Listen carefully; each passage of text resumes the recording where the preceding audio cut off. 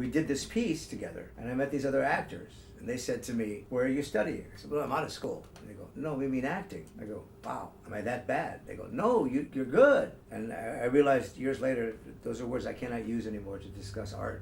There's no such thing as good or bad. The things that work, and everything works at a certain level. That's what I try to teach.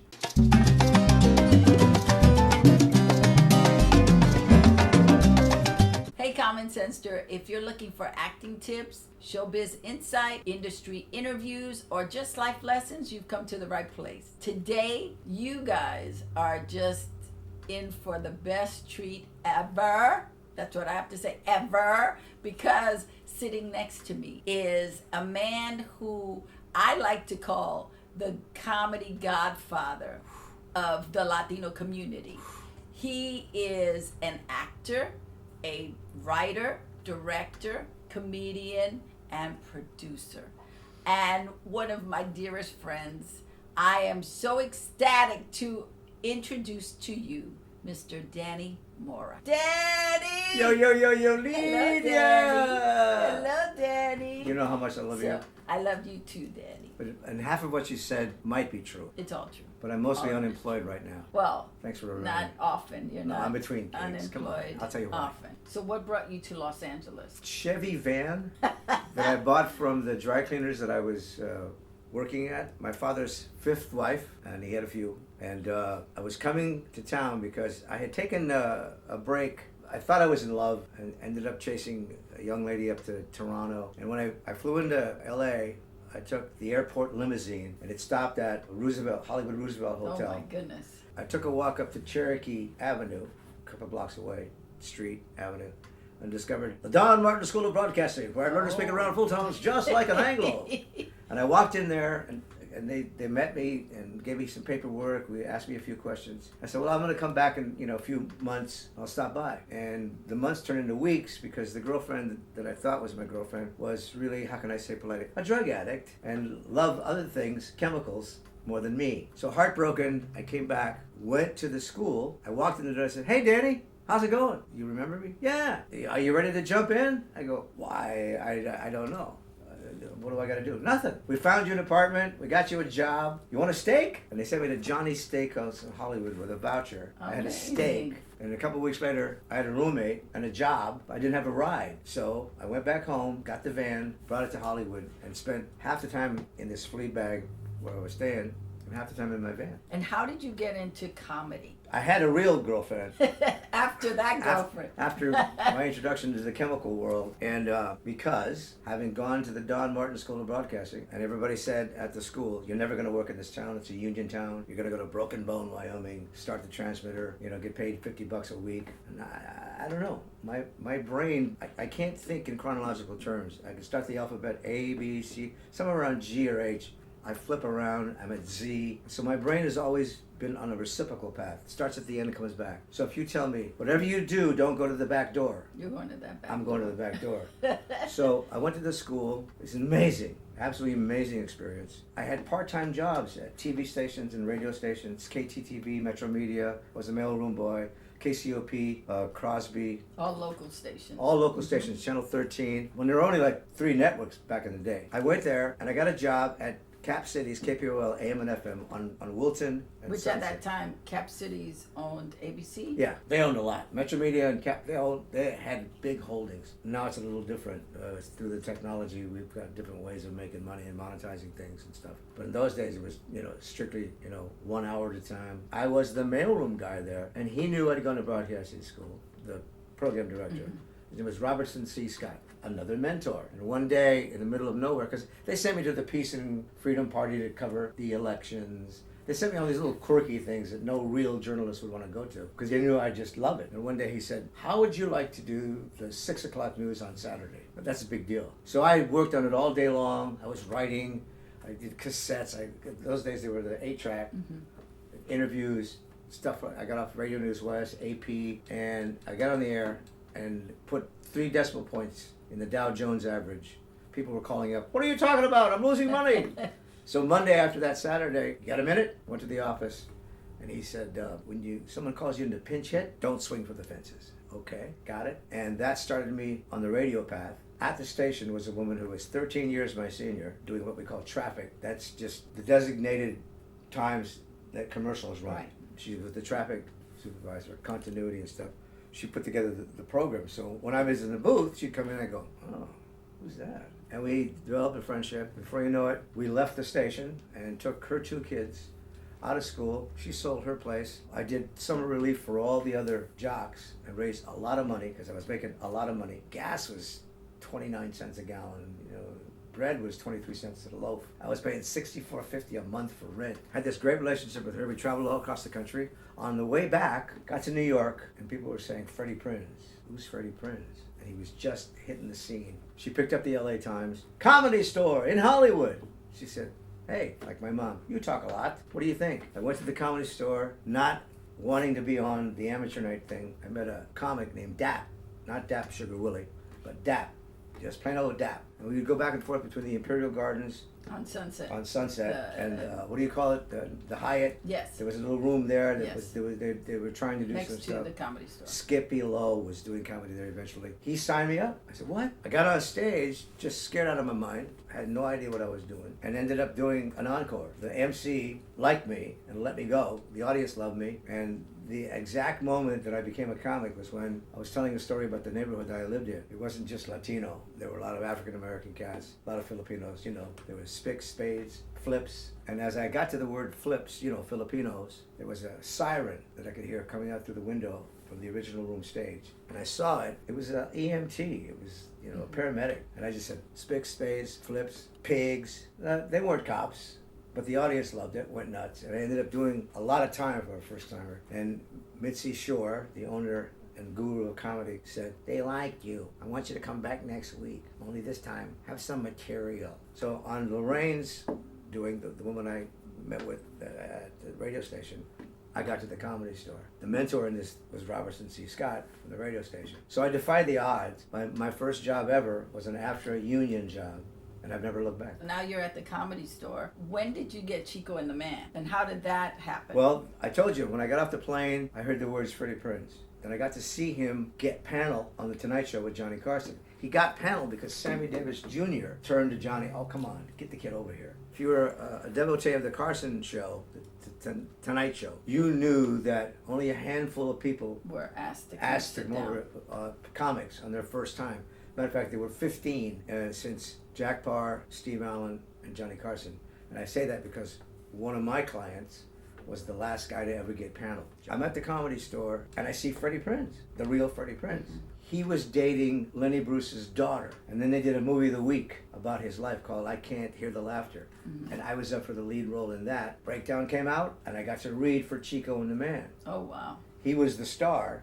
And that was a show that everybody said, you could have done that. I go, well, I didn't know that. And I read with Jack Albertson. It was like late, it was like 6:45.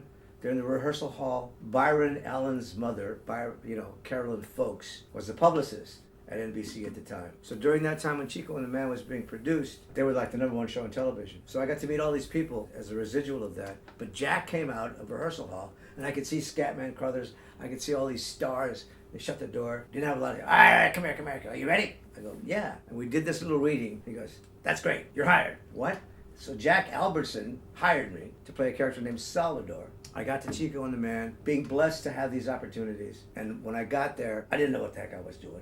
But I was on a huge NBC hit. And while I'd been doing most of my time at the Comedy Store. By the way, the first time I got up at the Comedy Store, I followed Paul Mooney and died a miserable death because he destroyed the audience. And I died for months and months and months.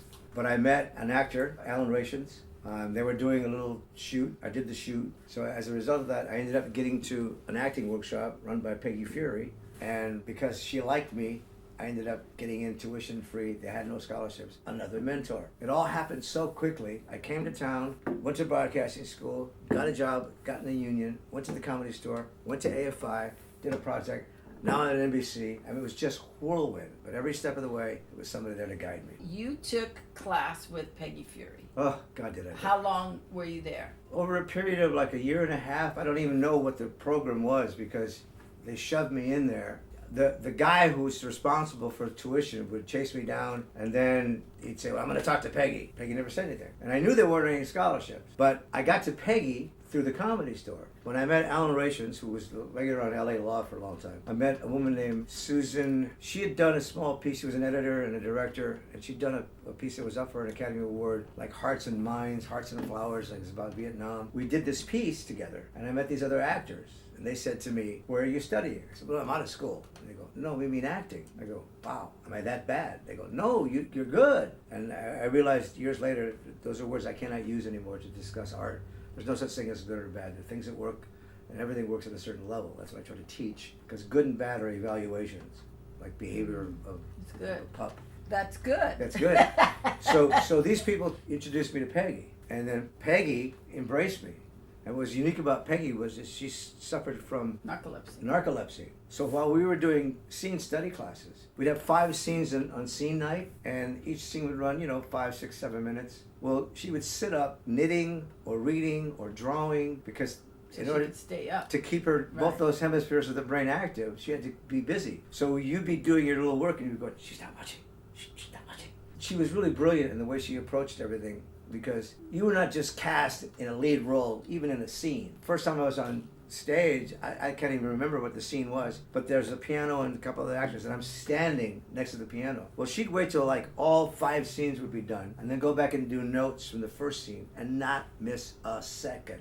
And then we're going, holy moly, this woman's insane. She's brilliant. And one of the favorite notes that she used to tell us all the time, and I used it in my workshops, stop acting. I can see you acting. I want you to work from your center. And we're going, yeah, what's my center? Where's my center? Is it my center here? Is it a gut level thing? Is my center here? Is it in my heart? Is my center here? Is it in my soul, my brain? The one thing great about Peggy... So what did she define the center as? The great thing about Peggy was she never had answers. She only had questions. You had to define your own answers. So one day we were doing a scene and she goes, Mr. Mora, what were you doing? Sorry? What were you doing? I said, nothing. I was just standing next to the piano. Exactly. You weren't working. I'm thinking, I'm just standing here next to the piano. You weren't working. When you're on stage, when you're in front of a camera, when you're in front of a group, you must be working. I learned so much from her to this day. To this day, I can hear her in my head. And it took me years and years to try to understand what she was saying. Almost every mentor I've had has said things that are befuddling to me, and then I kind of sort them out. Because I start at the back end and work towards the front. But one of the things she always used to say is, we don't act with our hands, we don't act with our faces. And I'm going, well, how else do you act? I mean, I've been Mexican most of my life. It's half Italian. It's hands and gestures and whoo. And you had to take all that away. And that was like a boot camp. We had scene study. We had, sense memory. Her husband, William Traylor, would do the scene study classes. And those were just painful. We'd sit for hours. Working on the sun. Can you feel the sun? No. Pretend you do. Okay. Is she watching? No, she's writing. Okay, good.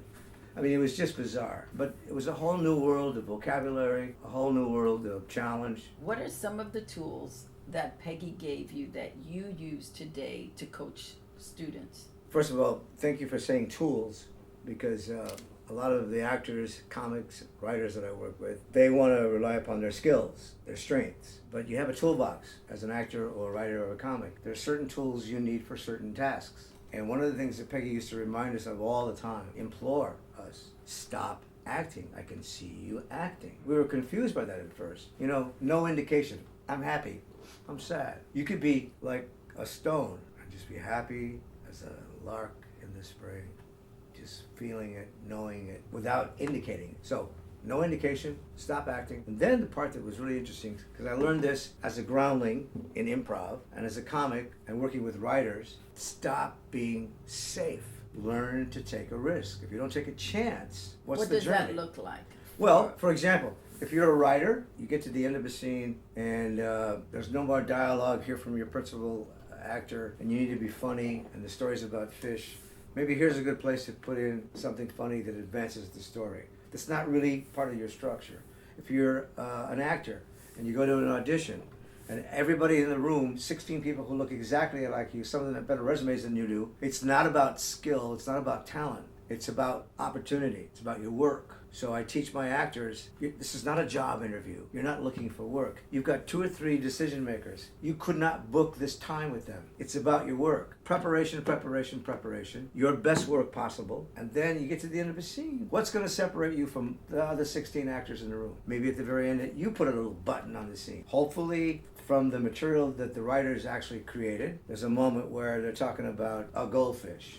And at the very end of the scene, you go, well, at least I'm not the goldfish. And you cause the people in the room to laugh, where there's no laugh on the paper. Now, some actors try to reinterpret a script. Some actors try, and it's not a bad technique, to make it their own. Well, there's directions and there's writing and there's grammar. If it's 3 sentences of 1 word each, that's what the writer meant, not commas in between there. So one of those tools was grammar, understanding what the writer's intention was. Sometimes coaches will say, forget about the directions, Well, that's great in a class. But if you're going to go read for the writer-producer of the show, you have to really follow directions. And then you have to learn to recognize what works and doesn't work. So as a result of that, those intense opportunities that Peggy brought to our attention, I created something in my own workshop, because it's like if you could not be late, Peggy's studio. They locked the door. There's no, sorry I was late, I couldn't find a parking space. There was no late. There's a wonderful workshop story about a guy, an actor who comes in late and is crying and talking about the death of his mother, and he went to the airport to identify the body, and the body falls out. And it's just horrible. I could tell the story in 20 minutes or in 2, and the leader of the workshop says, fine, use it. And that's one thing that Peggy was great at. You come out having a bad day, you come out having a good day. You're going to an audition, you're going to go to work. That's real life. Incorporate those feelings. Don't mask them.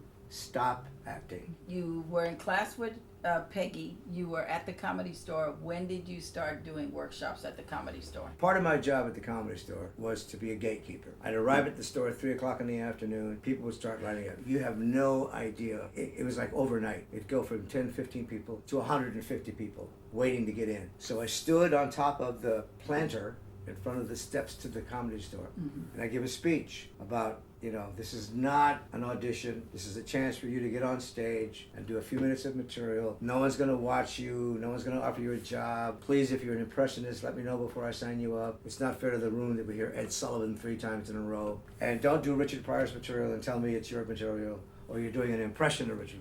It's Richard's material. So I give this speech, which was written about in Playboy magazine, because I wore a military jacket and beret. They labeled me the DI of comedy in Playboy magazine.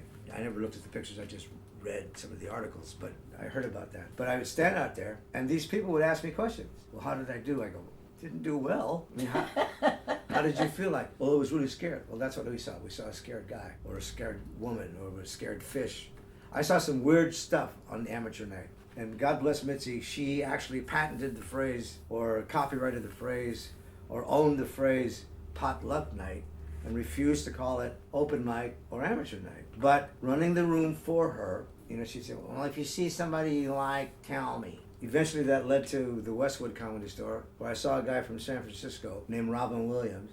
Did not rip the room apart. Nobody said, oh my gosh, he's a comedy genius. I just asked him if he could come back. He came up with Gilchrist, and a Filipino comic, and then a guy who's a legend in social work for young people, another comic. I can't remember all the names for a second, but he couldn't not come back. So I gave him my home number. I thought he was from Australia. He called me Mr. Mora. Mr. Mora, do you remember me? I go, yes, Robin. It's Danny Mora, not Mr. Mora. So he came back. Missy saw him on my request, because that was my job, to see if there's anybody you'd like. I got to see a lot of first-timers because I was there early, in the early 70s. When she saw him, she literally said, gee, he's kind of cute. Tell him to call Monday for times. She didn't say it was a great comic. Gee, he's kind of cute. As you know, he got better than cute. He got through the stars, to the stratosphere. People asking me questions, not have time to answer them. Robert Aguayo, my partner in crime, the prettiest Mexican in show business, that was his handle. He was a stand-up, had a musical background, and good-looking dude. So he thought, with all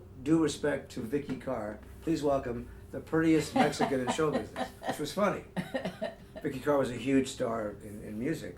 But the MCs would get this next guy's Mexican and he thinks he's good looking. Boom. I had gotten in trouble. My first ever network showcase. I had a fight with a member of the audience. And it ended up, Charlie Fleischer was out of his mind, and he'd left a prop on the stage, an orange. So I threw the orange at the heckler and was asked to leave the store. Argus Hamilton, Ollie Joe Prater and Harris Pete dragged the guy out of the room, kicking and screaming, and I'm barking like a chihuahua, and stay out! And I got kicked out of the room for a few months. When I came back, Robert Aguayo was there. We became partners, and between the two of us, because we were doing the same job, rather than answer them one at a time, we just took over Sunday afternoons at the Comedy Store when there's nobody there, and people would come in. There was $1 charge for the workshop. Say, man, I ain't got a whole dollar right now, man. Can you get me in and you know, yeah, come on in. So 18 people in the room, we got $12.38. We'd go to Ben Frank's and have hamburgers, that would be it. What did you do in that workshop at that time? What were you giving them? We just lied. When I meet people who want to do stand-up, I tell them it's painful. I tell them the truth, you know, and it's like, God makes you funny, not me. If you're funny already, we can help you develop an act. We can help you form structure, you know, because there's structure to this. People don't know how specific comedy structure is. I mean, a joke, premise, setup, punchline, callbacks. I mean, there's so many things you have to learn, and most people learn it through experience. Right. So what we provided them was a time-saving opportunity to cut to, well, you need to do this. You said that 10 times, blah, blah, blah, blah, blah. But mostly what I did was motivate people, not teach them comedy. It's not on the Harvard, it's not on the Yale curriculum. So we would just say, I just gave people permission, you know, and sometimes that's all you need. You need somebody to say, yeah, you could do it. Thank you so much for joining us, Danny. If you haven't already, please subscribe to Common Sense Mamita. Hit the bell so you can get the notifications as they come. Let us know what you think about this interview. Your feedback really matters to me. I want to know. And we're going to put below how you can reach Danny Mora to coach you or put him in one of your projects because he is fabulous.